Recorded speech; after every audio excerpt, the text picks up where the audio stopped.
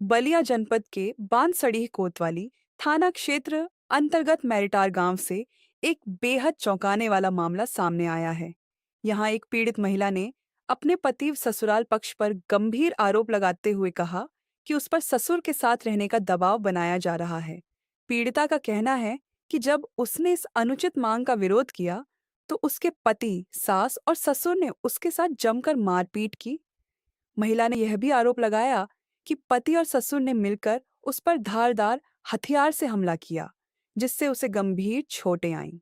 इस मामले को लेकर महिला ने स्थानीय बांसड़ी कोतवाली में लिखित तहरीर दी, लेकिन उसका आरोप है कि पुलिस ने उसकी शिकायत को नजरअंदाज कर दिया और मुकदमा दर्ज नहीं किया।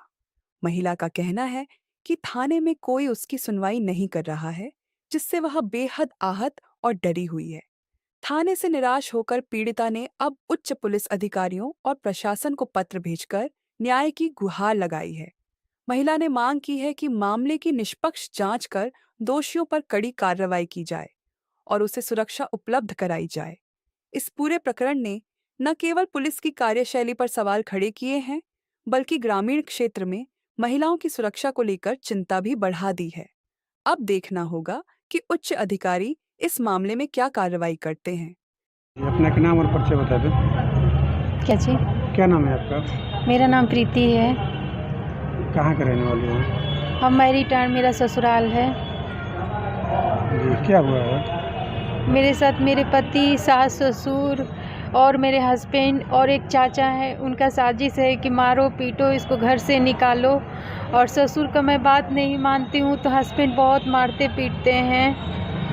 पति के सास ससुर के कहने पर बहुत मारते पीटते हैं, बोलते हैं कि जो मेरे पापा बोलते हैं उनको खुश करो, उनके साथ रहो, उनके साथ जो बोलते हैं वो करो। मैं तो तुमको अपने साथ रखूँगा, नहीं तो मैं अपने साथ नहीं रखूँगा, मैं तुमको अपने घर से निकाल दूँगा। ये फिर क्या हुआ है?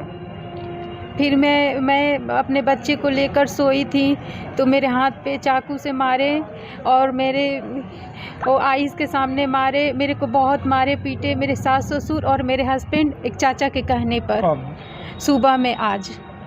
उसके बाद क्या हुआ? उसके बाद मैं महिला थाने में 112 पे फ़ोन की थी, रूम में बंद करके फ़ोन की थी मैं, तो महिला आई थी तो महिला आके बोली कि ठीक है थाने आओ। मैं थाने में गई थी तो वहाँ पे मेरा कोई सुनवाई नहीं हुआ। मेरे हस्बैंड बोले कि गुड्डू सिंह है हमारे साथ बहुत बड़े बड़े आदमी है, मेरे पापा के पास बहुत पैसा है, तुम कहीं भी चली जाओ, कोई तुम्हारा सुनवाई नहीं होगा। आज मैं गई थी गुड्डू सिंह के यहाँ सुबह में, तो वो बोले कि तुम जाओ मेरे यहाँ से, मैं तुम्हारा कोई सुनवाई नहीं करूँगा। थाने में भी गई थी? हाँ जी, थाने में भी गई थी मैं। क्या हुआ थाने पे? थाने पे भी गई थी तो वहाँ से सीओ साहब से बात हुआ और वहाँ कोतवाली साहब से बात हुआ हमको, तो वो भी बोले कि जाइए। मैं बोली कि मेरा मेडिकल करिए, मेरा रिपोर्ट लीजिए, तो बोल रहे हैं कि ठीक है जाइए, 2 दिन के बाद 3 दिन के बाद कर दूँगा, ऐसे करके वो टाल दिए। मेरा कोई वहाँ पे सुनवाई नहीं हुआ। आपने एप्लीकेशन दिया था? हाँ, एप्लीकेशन दिए थे। कब दिए थे आप? आज ही सुबह में ही मैं वहाँ पे जाके दी थी। तो आपका एप्लीकेशन पे कार्रवाई की गई है? नहीं, कोई कार्रवाई नहीं की गई है। आप क्या चाह रही हैं? मैं चाह रही हूँ यही कि मेरा जल्द से जल्द वहाँ पे सुनवाई हो, मेरे को इंसाफ मिले, मैं यही चाह रही हूँ।